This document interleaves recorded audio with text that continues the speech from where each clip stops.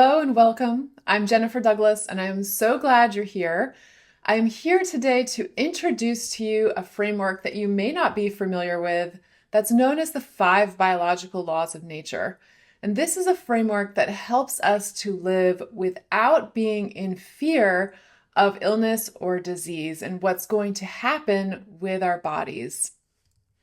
To get started, I'd like to note that this is not medical advice and that this presentation is intended for educational purposes. Please go to your trusted health professional to receive advice and pay attention to your inner knowing about what is going on with your body.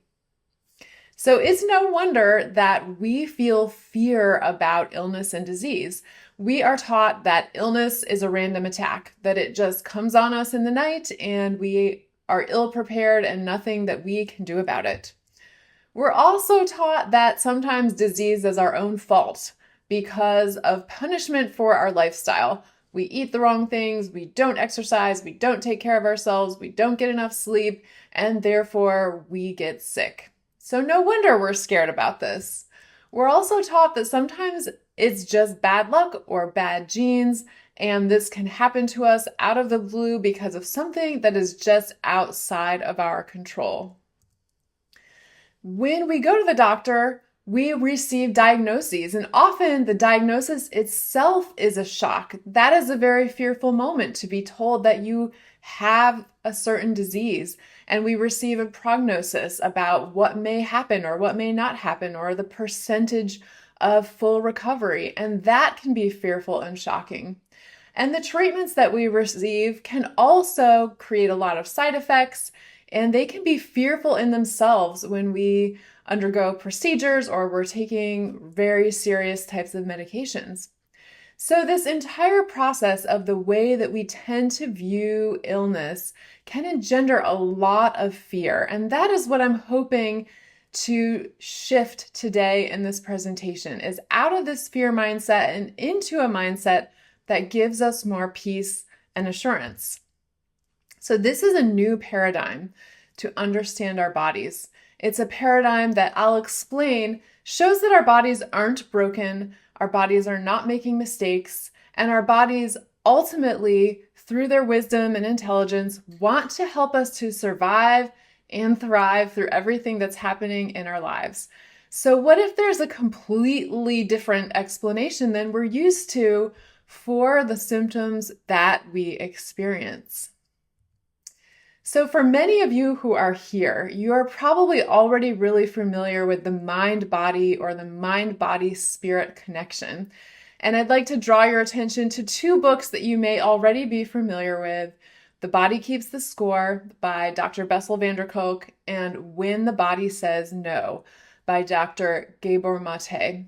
Both of these works are really important seminal works in demonstrating that there's been decades worth of research that show when things happen in our lives and we experience these things emotionally and in our bodies, that our bodies do respond.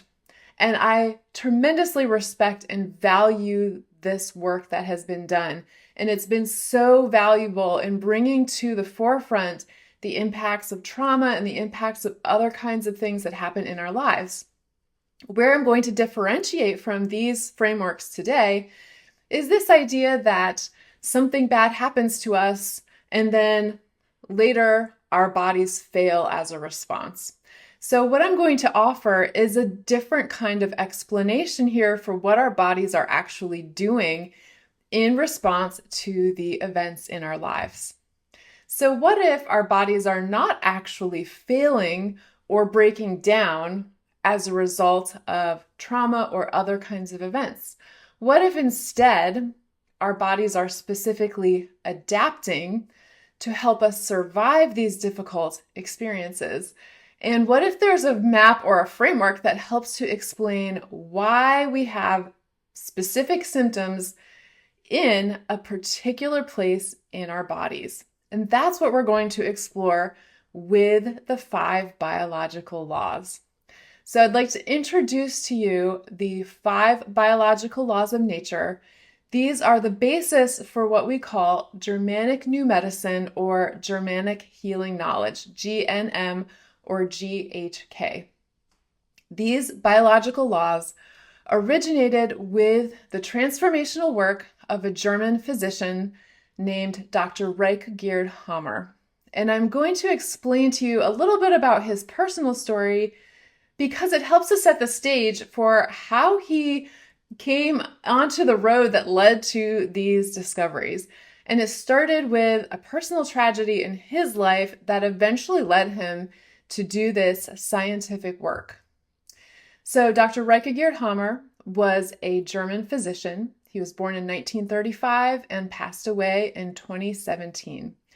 He was really a prodigy of a physician and actually patented several surgical tools that gave him financial freedom. And because of that, he and his wife, who was also a physician, were living in Italy in the late 1970s, and they were doing charitable work as physicians. And during that time, they had a teenage son who was tragically shot in an accident. And after several months of undergoing many surgeries and painful procedures, Dr. Hammer's son died. As you can imagine, this was a life-shattering event for a parent to lose a child and was completely unexpected and shocking to him. Shortly after he experienced this death of his son, in the coming months, he was diagnosed with testicular cancer. And he was extraordinarily healthy. He had none of the risk factors. He had none of the lifestyle issues. He was in the prime of his life. There was no obvious reason for him why he should have this cancer. And so he was a scientist. He started to question why this cancer at this time. And he intuitively thought this had something to do with the death of his son. So this started him on a path. He was working in an oncology unit and he started interviewing other cancer patients. And what he found was that all of the men who had testicular cancer had experienced a similar kind of loss, often a loss of a child. And then he started interviewing people with other kinds of cancer, and he found that there were themes, that everyone who had a specific type of cancer had also experienced a similar type of traumatic event leading into that. And so he started to wonder what was going on in the body. He was the ultimate scientist. He wanted to understand this from the biological perspective and to see what was the relationship between the emotions and the shock of this event and the body's response. So he started investigating. At this time, he had access to brain CT scans as a physician. It was a newish technology at the time. So he started to review brain CT scans. And over time, he reviewed CT scans and worked with more than 50,000 case studies of people. And over time, this work allowed him to develop a comprehensive framework and map of our bodies that show the relationship between what we have experienced and then how our brain and organs respond to that experience. And he is able to show that instead of being a mistake, this is actually survival programs that our body is setting into motion based on the biological purpose, what has happened to us and how our bodies can help us to respond resourcefully to survive and ultimately even to thrive and to grow better as a result. Dr. Hammer's work over several decades came to be known as GNM or GHK. So I'm going to use the GNM abbreviation as I'm talking about this today. And the basis of GNM is what Dr. Hammer called the 5 biological laws of nature. Now, I know in scientific study, the use of the word law is extremely strong. And that is because in all of Dr. Hammer's work, in the tens of thousands of case studies and brain CT scans and interviews of patients, he never found an exception to these rules. In other words, he found these to be true in every single case, and the framework that he developed has been shown to be accurate across all of these different contexts. So we're going to explore what these 5 biological laws are. The first biological law is that inextricable link between the psyche, what our psyche experiences, and then the psyche's experience and interpretation setting in motion a specific program that affects our brains and a corresponding organ at the same time. So he calls this the psyche-brain-organ connection. And when we talk about the psyche, we're talking not about just our conscious mind, we're actually talking about how we subconsciously experience and interpret events in our lives. And that's important because how our subconscious experiences events can be different from how we're consciously thinking about the events. And that can play into how our bodies, our brains, and our organs then respond. So with this psyche-brain-organ connection, this is where he defines the idea of a biological special program. So instead of thinking about what's happening to our bodies as an illness or a disease, instead, he frames it as a biological special program. This is a program that's intended for our survival. It's an adaptation. The program starts with what he calls a biological conflict shock. This is kind of like a trauma, and I'm going to define that a little more in a second. So our psyche interprets that biological conflict shock and sets in motion a biological special program that affects the brain and a specific part of the brain that is linked to a certain organ. And that organ begins to adapt in order to help us survive that event that we've experienced and to come out more prepared and more resilient for the future. So what is this biological conflict shock? It is an event that is distressing to us. It also happens unexpectedly. It catches us off guard, and it's isolating to us. So it does fit some of those same definitions that we think of as trauma, but it doesn't necessarily have to be a huge life-changing event. We can experience a biological conflict shock, if we have a family member who says something that really is hurtful to us and catches us off guard, or we receive an email with unexpected news. It can be a life-altering event like a divorce or a death, but it can also be something much smaller in everyday life, as long as it fits those criteria. Our psyches interpret that event, and each of us is an individual, so our psyche's interpretation is subjective and individual, and it's the nuance, the flavor of that interpretation that determines which biological special program is going to be initiated as a result of that biological conflict shock. So I'm going to use an example of 4 friends who are in the same car together, and they have a near miss getting in a car accident. The car is coming at them, they think they're going to get hit, but in the end, it's a near miss and they don't get hit, okay? So we have 4 people who have the exact same experience that fits the criteria of a biological conflict shock. It's unexpected, it catches them off guard, it's very distressing in the moment, and they feel isolated. You have one of those life flashing before your eyes type of moments. And each of these 4 friends, because they're individuals, their psyche will experience this event differently.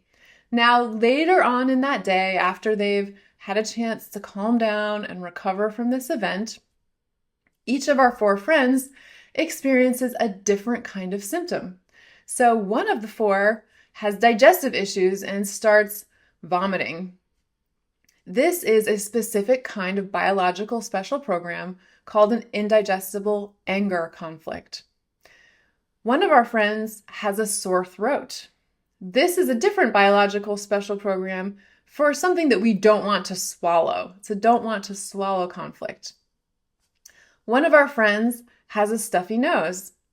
This is a biological special program about something that stinks, something that's really annoying to us.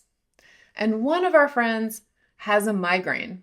This is a biological special program about feeling powerless or something that is coming at you that you're afraid of. So I'm going to go into each of these programs in more detail as we move through the biological laws. But what I want you to see here is that each person's experience is subjective and that the symptoms that they have later are a result of their bodies adapting to that biological conflict shock that they had. The second biological law is the law of two phases. And you can see this kind of scary looking chart here, and I'm going to walk us through it because it's really not that complicated when we break it down. So all of us are in kind of our normal everyday life. We're going along in our lives, and we experience a biological conflict shock. So we get that phone call that somebody in our family has been in an accident, let's say. We have that unexpected, distressing, isolating event. That's called here a DHS, which is short for Dirkhammer syndrome. That's what Dr. Hammer called the biological conflict shock after his son. That initiates this biological special program. And in that program, there are two phases. The first is the active conflict phase. That's what you see in the blue. During this phase, this is what we typically think of as kind of being in the fight, flight, freeze mode. We have experienced this event. We're highly distressed for a little bit. We're upset. We can't sleep. Maybe we're waking up in the middle of the night thinking about this. We don't have much of an appetite. We have cold hands, cold feet. We're generally kind of amped up. Now, during this active conflict phase, our brain and a corresponding organ are adapting, but we typically don't notice those adaptations going on. We typically don't see symptoms at the organ level in the active conflict phase. There are some exceptions, but that is the typical thing, is we just feel that being upset and we're stewing about this issue or about this experience that's happened.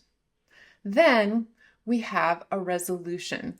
So a resolution can be a practical thing, like the situation changes, we come to a solution, that is a resolution, or we find more emotional peace. We have a change of perception. So after the resolution has occurred, then we go into a healing phase. This is where our body is restoring and returning our tissue back to normal so that we can actually come back stronger. The healing phase has three distinct parts. In the first part of the healing phase A, this is when we typically see inflammation, swelling, fever, pain. So healing occurs in a fluid environment. So this is when we tend to have all the fluid, the mucus, all these things, and we are in pain and we might have the fever there. There's edema that's building up. So this is when we typically don't feel very good. Then there is a spike in the healing phase called the epicrisis, and this is the height of the healing phase. So this is where you might see that fever spike. You have really acute pain or acute symptoms. What's happening is you're pushing out the edema from that part of the brain and the corresponding organ to kind of get through the worst part of the healing phase and into more of the recovery mode. When that happens, then you go into healing phase part B, and part B is where you're over the hump. You start to feel better, you're on the upswing, you're still very tired, but you're able to eat more, you're coming through it, and you're on that road to recovery. So what's important here is that a lot of our symptoms are in the healing phase. Now let's come back to our four friends who are in the near-miss car accident and talk about each of their conflicts a little bit more. So our first friend who had the vomiting, this is called an indigestible anger conflict.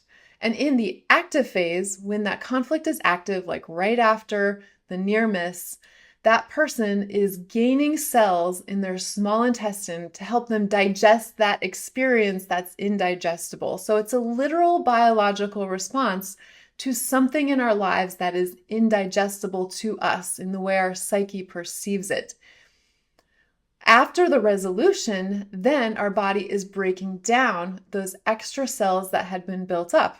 And that's when we tend to see the vomiting and the diarrhea as the cells are being broken down in the healing phase. Our second friend who had the sore throat. This is a conflict of not wanting to swallow something, literally or figuratively. In the active conflict phase, the cells along the throat are being broken down to widen the throat so that we can literally swallow this thing in our lives that we don't want to swallow.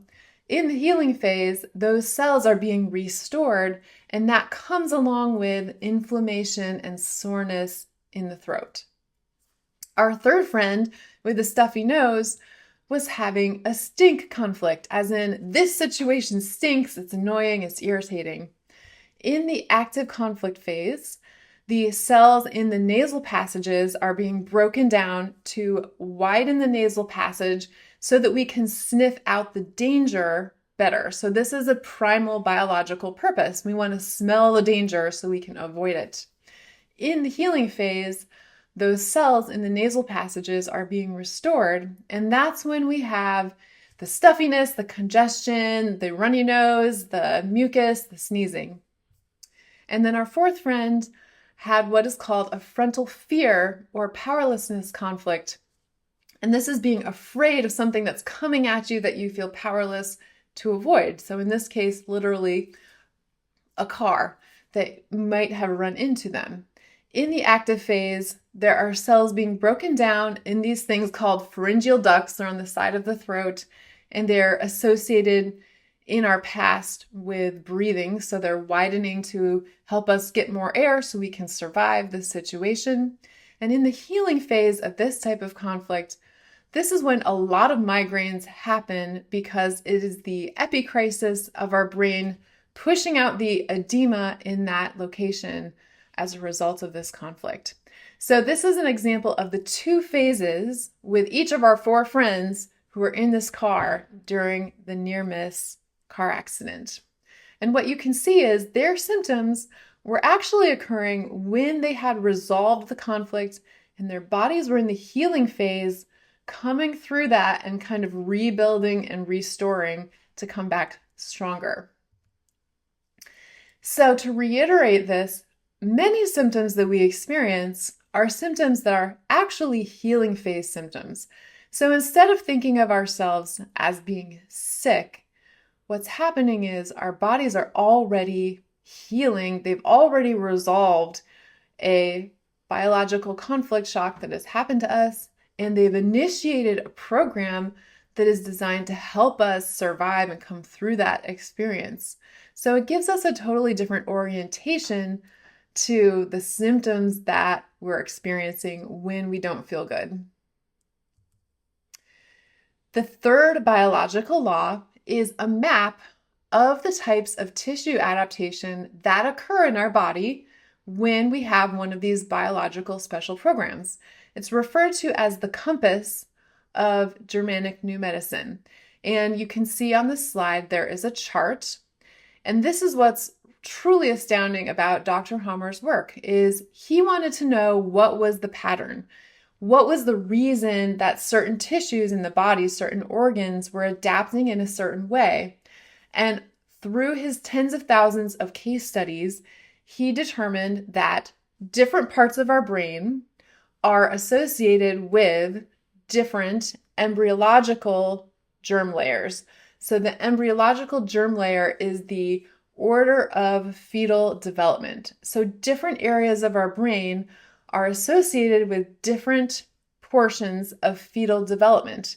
And the organs that are linked with each brain layer adapt in their tissue in specific ways in these biological special programs. So when you look at this chart, you can see the yellow, the brainstem organs, and the cerebellum organs.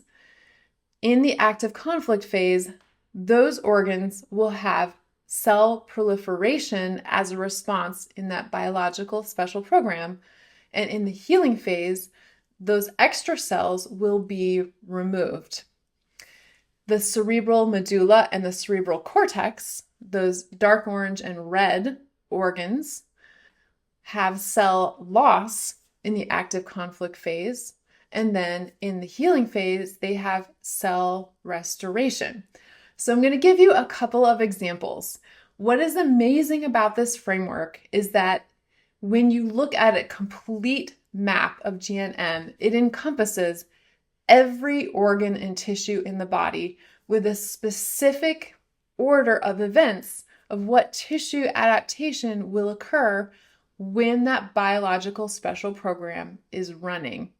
So what I'm going to do is give you just a quick example with our 4 friends in the near-miss car accident so you can see what that pattern starts to look like. So we have brainstem organs. That is the yellow in the chart. That includes all of our digestive organs like our stomach and our intestines. The type of biological conflicts that we tend to see with these organs are called indigestible morsel conflicts. And this just means something in our life that we really cannot digest on a literal or figurative level. So something that we want that we can't have, or something that we have that we don't want. That's an indigestible thing in our lives. And these impact our digestive organs. And what we often see is in that active conflict phase, because they're brainstem organs, there is cell proliferation to help us digest these things that we can't digest. And then in the healing phase, those extra cells are broken down and we tend to get digestive symptoms like this is the diarrhea, the irritable bowel, the Crohn's disease type of symptoms. Organs that are in the cerebellum layer include the dermis, which is the lower layer of the skin. So not the top layer we see, but underneath it. And the type of conflicts that are associated with the dermis are attack conflicts, feeling attacked, or feeling disfigured or soiled, feeling dirty in some way, literally or figuratively. In the active conflict phase, with that attack conflict on the dermis, our skin builds up more cells. So it's gaining cells in the active conflict phase. The purpose of that is to actually build a little shield on our skin. It's helping us, protecting us from feeling attacked or feeling disfigured. Then when that resolves, we get the breakdown of those extra cells with the inflammation and the pus, and that's where we get acne. This is also the source of melanomas, is building up that shield on the skin. Organs that are in the cerebral medulla include all of our muscles, our bones, our lymph, and our connective tissues. The types of conflicts that are associated with these tissues are self-esteem or self-devaluation conflicts. In other words, not feeling good enough or not feeling like we have enough ability in certain areas. And there's actually a full map of the body that gives us a different nuance for each part of the body of what that self-esteem or ability conflict is about. And what happens here is that in the active conflict phase, we're losing cells in those tissues because this is about restructuring and rebuilding them stronger. And then in the healing phase, we rebuild those tissues stronger so that we have more ability in those areas. What we see here are issues that tend to come up like arthritis or osteoporosis, and even things like cellulite because of a breakdown and rebuilding of tissue that has occurred many times. Organs in the cerebral cortex include the epidermis, which is the upper layer of the skin, and what we tend to see here are separation conflicts. So being close to someone or something that I wish I could separate from, or being separated from someone or something that I wish I could be close to. And what we see here are the skin disorders like eczema or psoriasis or just rashes or hives. And what happens is in the active conflict phase, we are losing skin cells to reduce the sensitivity because of that separation. And then in the healing phase, we're rebuilding those cells. And that's where we see the symptoms of the inflammation and the rash and the itching and all of those things. So with this comprehensive map, again, when you learn the whole system of GNM, this covers the entire body comprehensively. Every organ, every tissue has a specific tissue adaptation that occurs based on which brain layer it's associated with and the corresponding psyche interpretation of the conflict shock. So let's review a little bit because this is kind of complicated. So what we call in GNM a biological special program, it starts with our psyche perceiving a conflict shock, a distressing, unexpected, isolating event. And the nuance of how our psyche perceives that conflict shock impacts a specific brain relay or part of the brain, depending which germ layer of the brain that is located in, that initiates a specific type of tissue adaptation in the corresponding organ. So the psyche, brain, organ are connected there with the purpose of ultimately helping us to survive that experience in the way our psyche has interpreted it. The fourth law, the fourth biological law here, is about the healing process and the role of microbes. So microbes here are essential partners in our healing. When we have that tissue adaptation where we have extra cells that have built up, the microbes, the bacteria and the fungi help to break down those extra cells that have built up. Or in other programs where there is cell loss in the active phase, those bacteria actually help to come in and restore the cells that have been broken down again. So when we are in healing, this is like a construction site. It's a repair zone. It's like restoration and repair. And that always happens in a fluid healing environment. So that's where we have the swelling, the edema, the extra inflammation happening. And that's where we have these bacteria and sometimes fungi coming in to help our bodies restore.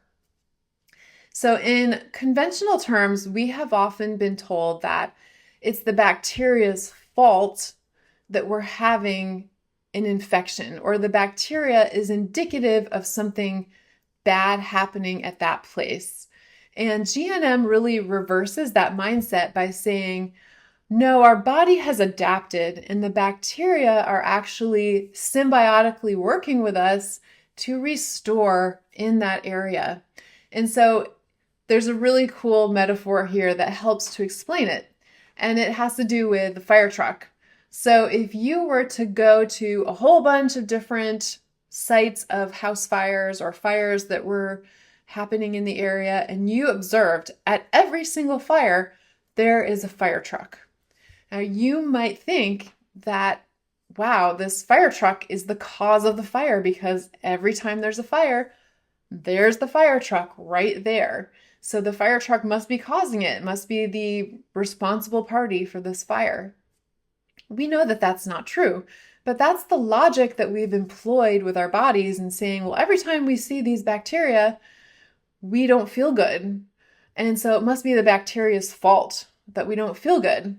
GNM provides another explanation, which is that the bacteria or the fungi are the repair crew. They're coming in to help our bodies to restore back to homeostasis, back to being stronger again after a specific biological special program and a tissue adaptation has occurred. So this is where, when we're in the healing phase, there are many ways to support our body's healing. Dr. Hammer and GNM practitioners would say that the first step is understanding this framework, because the knowledge of why we have the symptoms, what biological special program is running, where it originated from, brings us tremendous peace and in itself can help us resolve symptoms sooner and more smoothly. But this is also a place where, depending on what kind of medical interventions that you want to do, you have many options here. You might seek out some conventional treatments when necessary. You might also look at other healing modalities, anything from acupuncture to energy to Reiki to whatever makes sense for you to support your body's healing, with the specific knowledge that, we're not being attacked by something that's outside of us. It's our bodies that we're supporting going through this healing process. The fifth biological law is called the quintessence, but for our purposes, it really means there are no mistakes. Our bodies are not messing up. They're actually helping us to adapt to this environment that we live in. So we're used to the conventional paradigm, which is, I have these symptoms, therefore I'm sick, therefore something is wrong with me and I'm broken and something has to come along and fix me because I'm a victim here of these circumstances. In the GNM paradigm, it's really flipped. It's, I have these symptoms, but that's indicative that my body is responding in a particular way to help me through these circumstances. And most likely, I'm already in the healing phase, and I can support myself through this healing phase and recognize that my body's helping me to come back even stronger than I was before. That is a huge difference in orientation. And just having that knowledge of this framework helps to take away the fear that something I'm experiencing is a random glitch and that I'm doomed to go through this suffering. We can approach it differently. So I'm going to give a couple of examples, remembering that in Dr. Hammer's work, he started off investigating cancers, and then gradually his framework came to encompass all of these different kinds of symptoms. So I'm going to give some examples from breast cancers to show the difference in orientation. So there are two big kinds of breast cancer from the GNM perspective: cancer of the breast glands or lobular cancer, and then ductal cancer. So there are two different tissue types in the breast, and because of that, they are oriented towards different parts of the brain and different tissue adaptations. So that's why they're approached differently. So with a glandular breast cancer, in this framework, the conflict shock is what we call a nest worry, or a worry that's an intense worry, usually a long-lasting worry about a loved one. So it could be worry about a child, about a partner, about a parent, about a close friend, but really kind of an intense and probably long-lasting or just severe, something critical type of worry about a loved one. Now, the biological purpose of the glandular cells in the breast is to produce breast milk. And so in the active conflict phase of this nest worry conflict, there is cell proliferation in the glandular breast cells with the purpose of producing more breast milk, because breast milk is one of the most healing things that we can offer. And historically, when we didn't have other medicines, breast milk is a medicine that could be given to those who are sick or injured. So the biological purpose of that cell proliferation in the breast is to be able to produce more breast milk. And it doesn't matter if the woman is childbearing age, it's still a biological adaptation that relates to this tissue. So in the active phase, when this conflict is active, we have cell proliferation in the mammary glands. When that has gone on, that is again for producing milk for a sick or injured loved one. And this framework even gives us a way to understand which side of the body. So for a right-handed woman, their left breast has to do with their own mother or children, and their right breast has to do with everyone else, partners or others. So even the side of the body that is impacted can be explained in this framework. So when that conflict is resolved, those extra cells are no longer needed, and the body begins to break them down with fungi and bacteria. That's where it feels messy and can look messy, and this is where we really would get freaked out if we had symptoms that went to that point. So we would get swelling, fever, pus, fatigue as these cells are being broken down. This is the difference in perspective, though.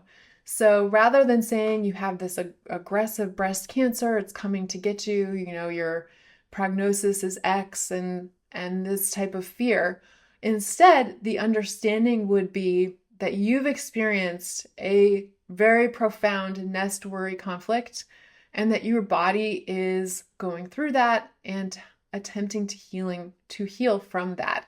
And it affects how we then go about this process of supporting the body in that healing.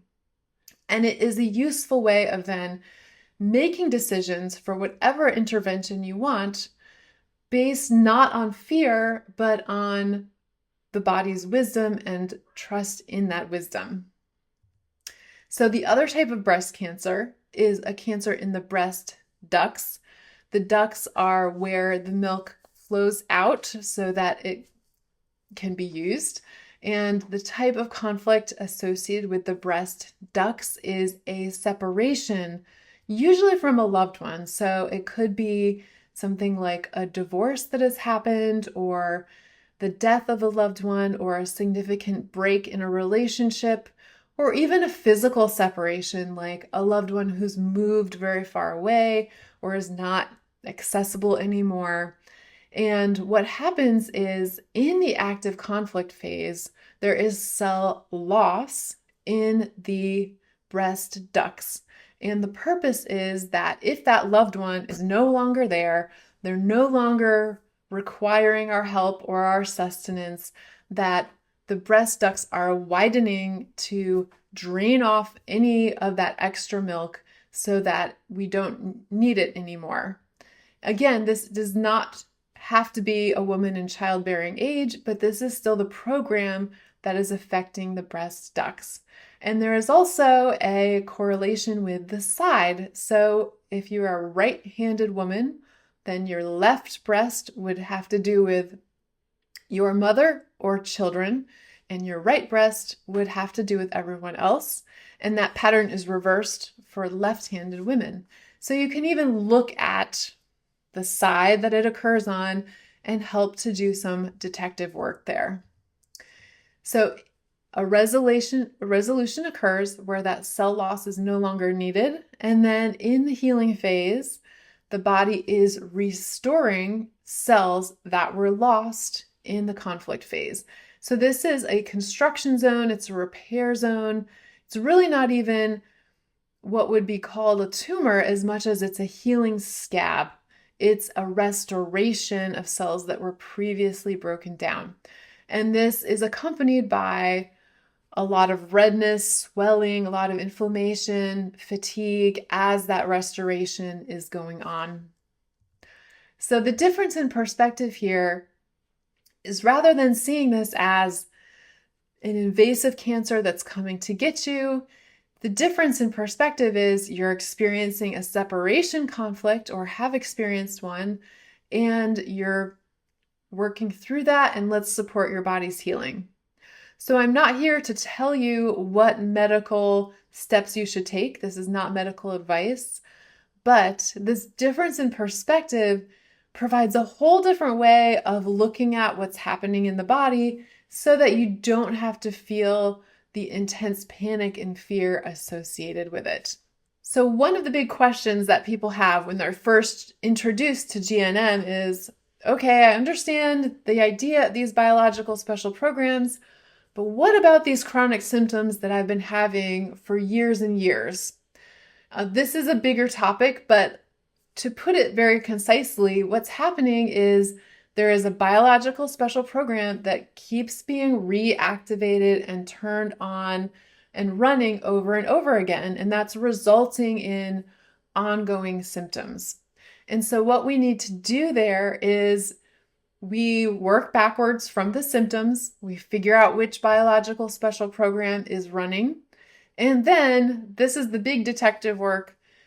Often it's running over and over again because of triggers.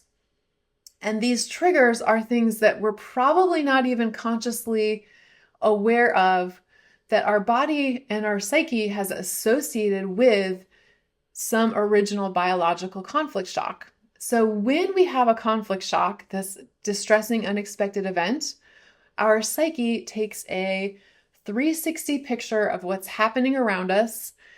All the sights, the smells, the food, the plants, anything, any people in the environment, what we're wearing, and any of these things can unconsciously become triggers that can reinitiate that program to start over and over again, because our body is viewing those triggers as a warning sign. So what we have to do is figure out what program is running, see if we can do some detective work to see where did it originate in our lives, and then work through what those possible triggers are. And often when we identify the trigger and consciously connect it to this program, we can eliminate that trigger and start to have those symptoms go away. So the bottom line here is that the knowledge of these 5 biological laws means that you are not broken. Instead, you are working through a biological special program that is helping you survive and adapt to circumstances in your lives. And when we get these symptoms, we're very often already working through healing, and we can then support ourselves in healing in whatever way makes the most sense to us. But we can do it with the knowledge that our bodies are restoring and repairing, not breaking down and being, attacked from the outside. So how do we do this? Well, many practitioners approach this process in different ways. So just a quick snapshot for me. I call this tapping into your power. First, we do the detective work. So we see what are your specific symptoms. And then from the symptoms, we work backwards to see what organ, what program, what biological special program is running. And then we do some deeper detective work to see where did this program originate. And then when we need to, we can see, okay, well, what's triggering it now? So this can take some really extensive timelining and self-reflection, going back through your history. But this is really important because we want to, as much as possible, see where did this program originate and why is it being triggered, or where in the process are you? Are you active or are you healing right now? Then we really want to work with the psyche, brain, organ together. This is where we integrate mind, body, and spirit, because the healing process requires all 3.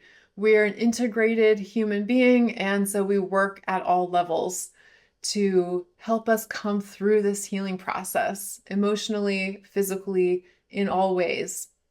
We support then the body's healing. Different practitioners have different modalities that they use. I have modalities that I'm very comfortable with in supporting the healing process, helping the body work through and come through that healing in the most productive way to help you ultimately get to where you want to be in your health and in your life.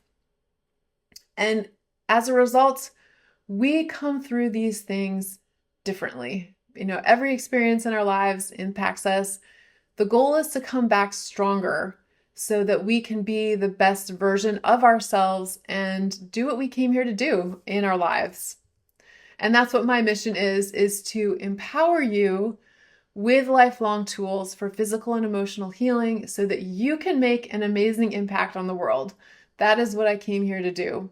If you're interested in connecting with me, you can see my email here. You can email me at jennifer@beinghumanenergy.com, and we can set up a time to chat about where you would like to go and what has been bothering you with your body that you'd like to address. But at the end of the day, know that your body is here to help you, not to harm you. And if anything, I hope this presentation has given you a sense of hope and a sense of peace that maybe your body has a plan that is deeper and higher than you have known before. Thank you for being here and have a good day.